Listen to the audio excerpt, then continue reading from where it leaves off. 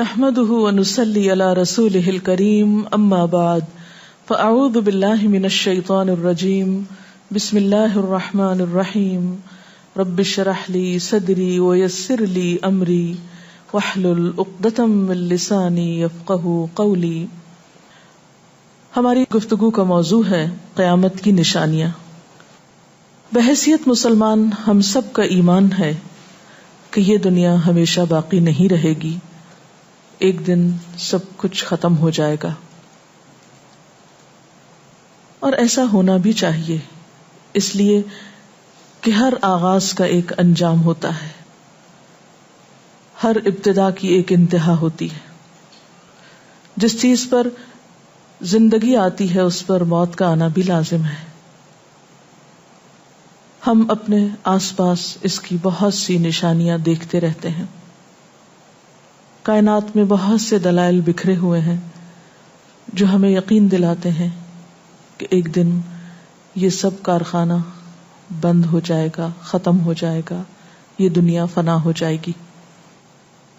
وہ وقت قرآن پاک کے الفاظ میں زمین و آسمان پر بہت بھاری ہوگا، اور اس بھاری وقت کے آنے سے پہلے دنیا میں کچھ علامات نمودار ہوں گی.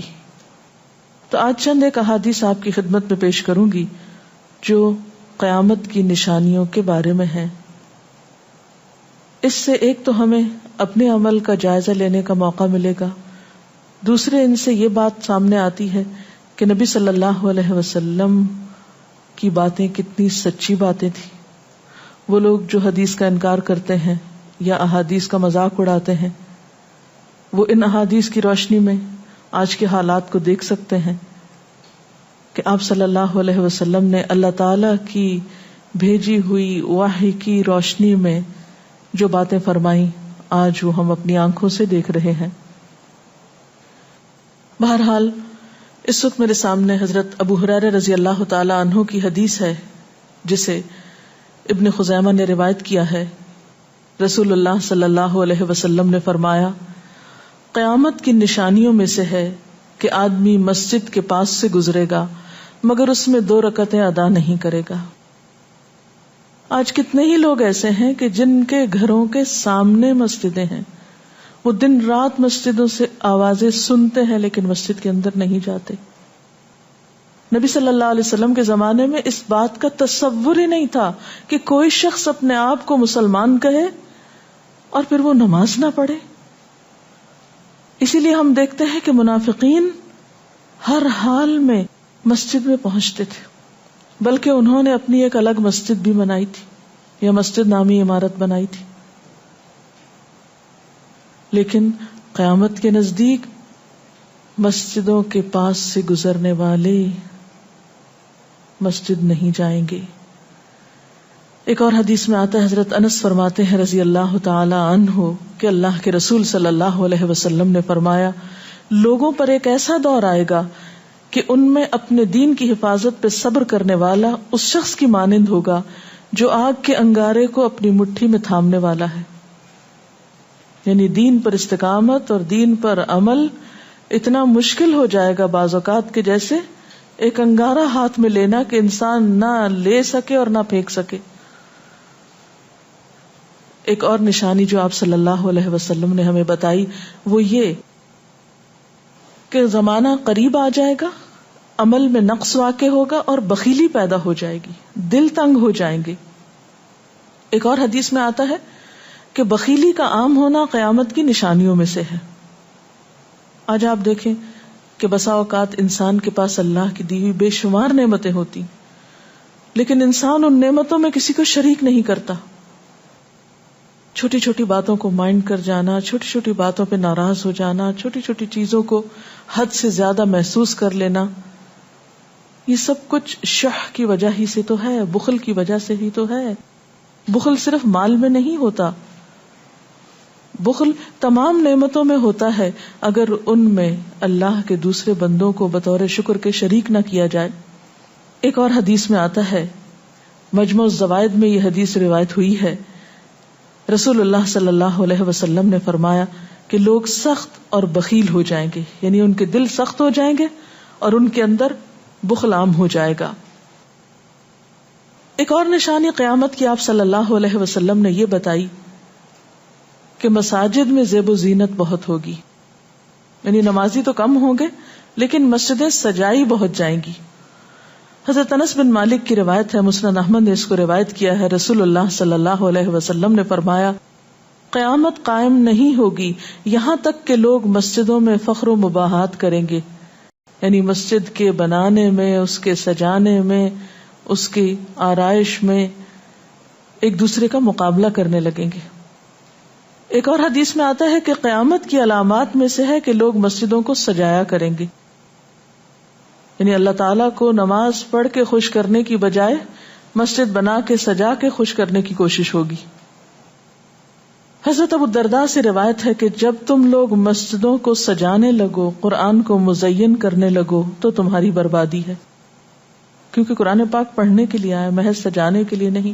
آج آپ دیکھیں کہ بسا اوقات ہم اسے پڑھتے کم ہیں، سمجھتے کم ہیں، اس کے مطابق زندگی نہیں بسر کرتے، لیکن خوبصورت انداز میں سنہری الفاظ میں لکھوا کر گھروں میں سجا دیتے ہیں. تو قرآن پاک سجانے کے لیے نہیں آیا، وہ تو ہدی للناس ہے، ساری انسانیت کی ہدایت کے لیے آیا ہے، لیکن ہم نے اس کا بس اتنا ہی فائدہ اٹھایا کہ اسے خوبصورت انداز میں لکھ کے طاقوں میں سجا دیا. اسی طرح ایک اور نشانی کہ انسان حلال حرام کی پرواہ نہیں کرے گا. رسول اللہ صلی اللہ علیہ وسلم نے فرمایا، صحیح بخاری کی روایت ہے، لوگوں پہ ایسا وقت ضرور آنے والا ہے کہ آدمی اس بات کی بالکل فکر نہیں کرے گا کہ جو مال اس نے حاصل کیا ہے وہ حلال ہے یا حرام ہے، یعنی کس ذریعے سے حاصل کیا ہے. ایک اور حدیث میں آتا ہے کہ قیامت سے پہلے سود پھیل جائے گا. ایک اور روایت میں آتا ہے کہ ہر شخص تک اس کا کچھ نہ کچھ غبار پہنچے گا، یعنی کچھ لوگ تو براہ راست اس میں انوالو ہوں گے اور کچھ لوگ انڈائریکٹلی اس سے متاثر ہوں گے. اسی طرح قیامت کی نشانیوں میں سے ایک اور نشانی دیگر امتوں کی مشابہت اور تقلید ہوگی. حضرت ابو سعید رضی اللہ تعالیٰ عنہ سے روایت ہے، رسول اللہ صلی اللہ علیہ وسلم نے فرمایا، تم اپنی سابقہ امتوں کی ایک ایک بالشت اور ایک ایک گز میں اتباع کرو گے، یعنی چھوٹے سے چھوٹے معاملے میں اور بڑے سے بڑے معاملے میں ان کی پیروی کرو گے، حتیٰ کہ اگر وہ کسی سانڈے کے سوراخ میں داخل ہوئے ہوں گے، یعنی گوہ کے سوراخ میں، تو تم بھی ان کی پیروی کرو گے، اس سوراخ میں بھی گھسو گے. ہم نے پوچھا، یا رسول اللہ صلی اللہ علیہ وسلم، کیا آپ کی مراد یہود و نصارہ ہیں؟ فرمایا، پھر اور کون؟ اور آج ہم مسلمان دیکھ سکتے ہیں کہ ہم کس کی پیروی کر رہے ہیں، کتاب اللہ اور سنت رسول اللہ صلی اللہ علیہ وسلم کی یا کسی اور کی. قیامت کی نشانیوں میں سے ایک نشانی زلزلے بکثرت آئیں گے. حضرت ام سلمہ سے روایت ہے، مسند احمد میں یہ روایت آتی ہے، رسول اللہ صلی اللہ علیہ وسلم نے فرمایا، قیامت سے پہلے موت کی سخت وبا پھیلے گی، پھر زلزلوں والے سال آئیں گے.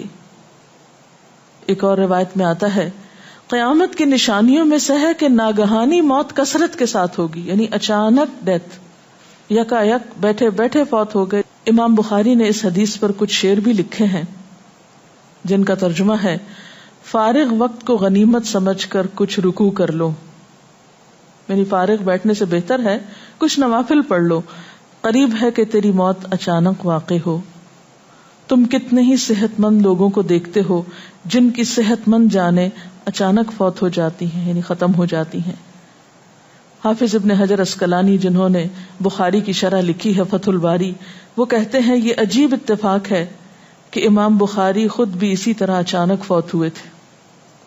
یعنی اچانک موت جو ہے وہ کسی پر بھی آ سکتی ہے، کوئی نیک ہو یا بد ہو. ہم یہ نہیں کہہ سکتے کہ ہم بہت نیک ہیں یا ہم بڑے اچھے کام کرتے ہیں تو ہمارے ساتھ یہ معاملہ نہیں ہو سکتا، یہ کسی کے ساتھ بھی ہو سکتا ہے. اس لیے جو وقت آج ہمیں حاصل ہے، جو لمحات آج ہمیں ملے ہیں، ان کو غنیمت سمجھیں اور نیکی کے کام میں پیچھے نہ رہیں. پھر قیامت کی نشانیوں میں سے ایک نشانی یہ بھی بتائی گئی کہ لوگ جان پہچان والوں کو بس سلام کریں گے. عامر بن اسود فرماتے ہیں رضی اللہ تعالی عنہ کہ ہم حضرت عبداللہ بن مسعود کے ساتھ ایک مسجد میں گئے تو جماعت کھڑی تھی، پھر لوگوں نے رکوع کیا اور ہم بھی رکوع کرتے ہوئے ساتھ شامل ہو گئے۔ اتنے میں ایک آدمی آیا اور کہنے لگا، ابو عبد الرحمن، یہ عبداللہ بن مسعود کی کنیت ہے، آپ کو سلام۔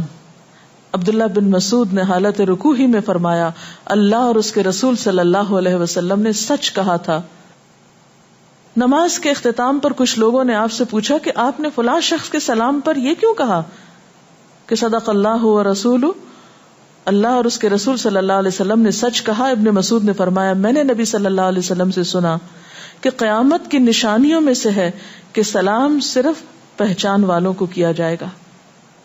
یعنی آپ کسی مجلس میں جاتے ہیں، مسنون طریقہ کیا ہے، اگر آپ کسی گیدرنگ میں جائیں سب کو بیک وقت السلام علیکم کہیں، لیکن بہت دفعہ آپ نے دیکھا ہوگا کہ لوگ آتے ہیں سب کو نہیں پوچھتے، ان میں سے جو جان پہچان والا ہوتا ہے اس کا نام لے کر بس سلام کرتے ہیں۔ پھر اسی طرح ایک اور نشانی یہ کہ لوگ دعا اور طہارت میں زیادتی کریں گے۔ حضرت سعد رضی اللہ تعالی عنہ سے روایت ہے، انہوں نے سنا کہ ان کا بیٹا اس طرح دعا کر رہا ہے، یا اللہ میں تجھ سے جنت کا سوال کرتا ہوں، اس کی نعمتوں کا سوال کرتا ہوں، اس کی رونقوں اور تر و تازگیوں کا سوال کرتا ہوں، وغیرہ وغیرہ، اور میں آگ سے تیری پناہ مانگتا ہوں، اس کی زنجیروں سے اور طوقوں سے پناہ مانگتا ہوں۔ تو حضرت سعد نے فرمایا، تم نے اللہ تعالیٰ سے خیر کثیر کا سوال کیا ہے اور ضرر کثیر سے پناہ مانگی ہے، جبکہ میں نے رسول اللہ صلی اللہ علیہ وسلم سے سنا کہ ان قریب ایسے لوگ ہوں گے جو دعا میں زیادتی کریں گے۔ یعنی صرف یہ کہہ دینا کافی ہے کہ یا اللہ تو ہمیں جنت عطا فرما اور دوزخ سے بچا، اس کی بہت تفصیلات میں جانے کی ضرورت نہیں۔ جب جنت میں داخل ہو گئے تو سب کچھ نصیب ہو گیا، اور جب جہنم سے بچ گئے تو سب سے بچت ہو گئی۔ پھر آپ نے یہ آیت پڑھی، اپنے رب سے عاجزی سے دعا مانگو، یقیناً وہ زیادتی کرنے والوں کو پسند نہیں کرتا۔ یعنی دعاؤں میں زیادتی اور اس قسم کی تفصیلات یہ پسندیدہ نہیں ہے۔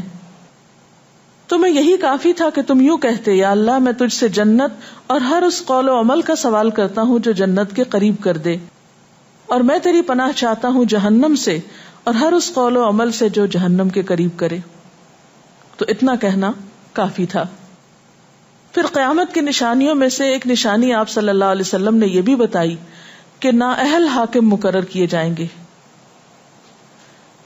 حضرت ابو ہریرہ سے روایت ہے کہ قیامت کی نشانیوں میں سے ہے کہ ذلیل اور کمینے لوگ نیک شریف لوگوں پر غالب ہو جائیں گے۔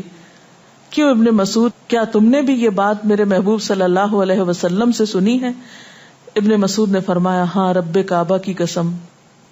حضرت حذیفہ سے روایت ہے کہ قیامت اس وقت تک قائم نہ ہوگی جب تک کہ تم اپنے امام کو قتل نہ کرو گے، یعنی لوگ اپنے حاکموں کو مارنے لگیں گے اور اپنی تلواروں کے ساتھ آپس میں ہی لڑائی کرو گے، علاوہ ازیں تم میں سے بدترین لوگ تمہاری دنیا کے وارث ہو جائیں گے۔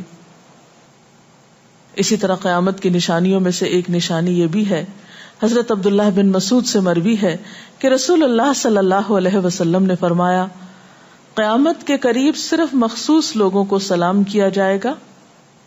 تجارت اس قدر پھیل جائے گی کہ عورت تجارت میں اپنے خاوند کا ہاتھ بٹائے گی، یعنی اتنا بزنس ہوگا کہ مرد سے اکیلے نہیں سنبھالا جائے گا، عورتیں اس میں شریک ہوں گی، رشتہ داری توڑی جائے گی، یعنی مال کثرت سے ہونے کے باوجود رشتہ داروں کا خیال نہیں رکھا جائے گا، جھوٹی گواہی دی جائے گی، حق چھپایا جائے گا، اور قلم کا ظہور ہو جائے گا، یعنی نشر و اشاعت خوب ہوگی، خوب لکھا جائے گا۔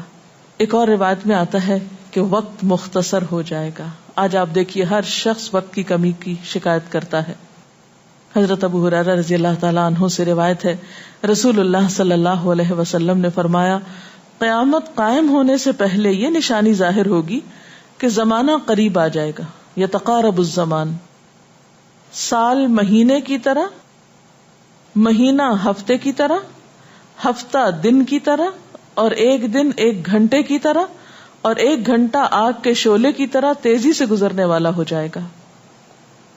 اور آج آپ دیکھیے کہ اللہ کے رسول صلی اللہ علیہ وسلم کی یہ بات کتنی سچ معلوم ہوتی ہے کہ ہر شخص وقت کی کمی کا شکار ہے، اور پتہ ہی نہیں چلتا ہفتہ گزر گیا، پتہ ہی نہیں چلتا مہینہ گزر گیا، پتہ ہی نہیں چلتا سال گزر گیا، پتہ ہی نہیں چلتا اتنی عمر گزر گئی، کل کی بات لگتی ہے. اور انڈائریکٹلی یہ اشارہ اس بات کی طرف کہ زندگی کی رفتار بہت تیز ہو جائے گی، یعنی فاسٹ لائف جس کو آپ کہتے ہیں اس کا شکار ہو جائے گا. ایک اور روایت میں آتا ہے کہ دنیا محبوب ہو جائے گی، موت سے نفرت ہو جائے گی. حضرت ابو ہریرہ سے روایت ہے رسول اللہ صلی اللہ علیہ وسلم نے حضرت ثوبان سے فرمایا، اے ثوبان، اس وقت تمہارا کیا حال ہوگا جب دوسری امتیں تم پر اس طرح ٹوٹ پڑیں گی جس طرح تم کھانے کے برتن پہ ٹوٹ پڑتے ہو. ثوبان نے کہا، میرے ماں باپ آپ پہ قربان، اے اللہ کے رسول صلی اللہ علیہ وسلم، کیا اس وقت ہم تعداد میں کم ہو جائیں گے؟ فرمایا، نہیں، بلکہ تم کثرت میں ہوگے، لیکن اللہ تعالیٰ تمہارے دلوں میں وہن ڈال دے گا. صحابہ نے پوچھا، یا رسول اللہ صلی اللہ علیہ وسلم، وہن کیا چیز ہے؟ آپ نے فرمایا، دنیا سے محبت اور جہاد سے نفرت. اور ایک روایت میں آتا ہے، دنیا سے محبت اور موت سے نفرت. اسی طرح نیک لوگ آہستہ آہستہ کم ہو جائیں گے. رسول اللہ صلی اللہ علیہ وسلم نے فرمایا، نیک لوگ یکے بعد دیگرے رخصت ہوتے جائیں گے، فوت ہوتے جائیں گے. فضول لوگ باقی رہ جائیں گے، بیکار، نکمے، جس طرح جو کا بھوسا یا ردی کھجور باقی رہ جاتی. اللہ تعالیٰ ان فضول لوگوں کی کچھ پرواہ نہ کرے گا، کوڑے کرکٹ کی طرح ہوں گے جن کی کچھ پرواہ نہ کرے گا کہ ان کو پھینک دیا جائے یا کاٹ دیا جائے یا کہیں جلا دیا جائے. ایسے لوگوں کی اللہ تعالیٰ کو کچھ بھی ضرورت نہیں ہو. حضرت عمرو بن شعیب اپنے والد سے اور اپنے دادا سے روایت کرتے ہیں، رسول اللہ صلی اللہ علیہ وسلم نے فرمایا، لوگوں پر ایک ایسا وقت آئے گا کہ ان کی خوب چھانٹی صفائی کی جائے گی تو فضول لوگ باقی رہ جائیں گے اور نیک لوگ ختم ہو جائیں گے. پھر آپ نے اپنے دونوں ہاتھوں کی انگلیوں کو آپس میں ملا کر فرمایا، اس طرح ان کے وعدے اور امانتیں خلط ملط ہو کر رہ جائیں گے اور وہ اختلافات کا شکار ہو جائیں گے. یعنی نہ ان میں وعدوں کا پاس ہوگا، نہ امانتوں کی ادائیگی کا احساس ہوگا، اور وہ ایک ہی چیز جانیں گے اور وہ لڑائی جھگڑا، اختلافات. کیونکہ کوڑا کرکٹ ہے نا، کوئی وزن تو اس کا ہے نہیں، کوئی اصول تو ہے نہیں، کسی نیک کام میں استقامت تو ہے نہیں، بس جدھر کو پانی جا رہا ہے اس پہ بہ رہے ہیں، ہوا چل رہی ہے اس پہ اڑ رہے ہیں. تو ایسے نکمے اور بیکار لوگ باقی بچیں گے اور پھر ایک دن دنیا اپنے اختتام کو پہنچ جائے گی. ہر گھر میں فتنہ داخل ہو جائے گا. حضرت عوف بن مالک فرماتے ہیں کہ میں غزوہ تبوک کے موقع پر رسول اللہ صلی اللہ علیہ وسلم کی خدمت میں حاضر ہوا جبکہ آپ اس وقت چمڑے کے ایک خیمے میں تشریف فرما تھے. آپ نے فرمایا، قیامت کی 6 نشانیاں گن لو. پھر ایک ایسا عام اور تباہ کن فتنہ ہوگا کہ عرب کا کوئی گھر بھی اس کی لپیٹ میں آنے سے محفوظ نہ رہ سکے گا. تو اللہ تعالیٰ سے دعا ہے کہ وہ ہمارے ایمان اور عمل کی حفاظت فرمائے اور ہمیں نیکی کی توفیق عطا فرمائے، اپنی ذمہ داریوں کو صحیح معنوں میں پورا کرنے کی توفیق عطا فرمائے. اگر آپ کے ذہن میں کوئی سوال ہو تو آپ کر سکتے ہیں. جو لوگ قیامت کی ان علامات کا مذاق اڑاتے ہیں اور کہتے ہیں کہ یہ حالات تو بہت عرصے سے ہیں، قیامت آنی ہوتی تو آ چکی ہوتی، تو ہم کیا کر سکتے ہیں، انہیں کیسے سمجھا سکتے ہیں؟ دیکھیے کہ جو لوگ مذاق اڑانے پر تل جاتے ہیں ان کا کوئی علاج نہیں. نبی صلی اللہ علیہ وسلم کے زمانے میں بھی ایسے لوگ موجود تھے جو دین کے شاعر کا مذاق اڑاتے تھے. قرآن نے ایسے لوگوں کو منافق بتایا ہے. اور بات یہ ہے کہ جب قیامت آئے گی تو پھر کسی سے پوچھ کر نہیں آئے گی، اس کا وقت تو اللہ تعالیٰ کو معلوم ہے، اور جب آ جائے گی تو کوئی اس سے فرار حاصل نہیں کر سکے گا. آج ہمیں اللہ تعالیٰ نے اختیار دیا ہے، چاہیں تو کسی چیز کو مانیں اور چاہیں تو انکار کر دیں، لیکن جب اصل حقیقت سامنے آئے گی تو پھر ہم انکار نہ کر سکیں گے. آپ نے بتایا کہ قیامت کی نشانیوں میں ہے کہ طہارت میں بھی زیادتی کی جائے گی، تو اس سے کیا مراد ہے؟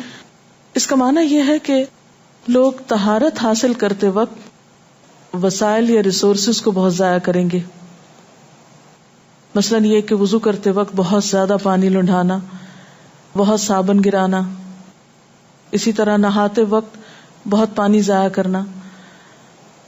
نبی صلی اللہ علیہ وسلم کے زمانے میں پانی کی قلت بھی ہوتی تھی، لیکن اس کے باوجود آپ صلی اللہ علیہ وسلم کی تعلیمات میں ہے یہ بات کہ ایک شخص کو آپ نے فرمایا تھا کہ خواہ تم دریا کے کنارے بیٹھے ہو پھر بھی وضو کے لیے اتنا ہی پانی لو جتنا تمہاری ضرورت ہے، یعنی بہت زیادہ پانی ضائع نہ کرو. آج ہم دیکھتے ہیں کہ بہت سے وسائل کے ذریعے پانی کا حصول بعض علاقوں میں بہت آسان ہو گیا ہے اور لوگ بہت ناقدری کے ساتھ پانی ضائع کرتے ہیں.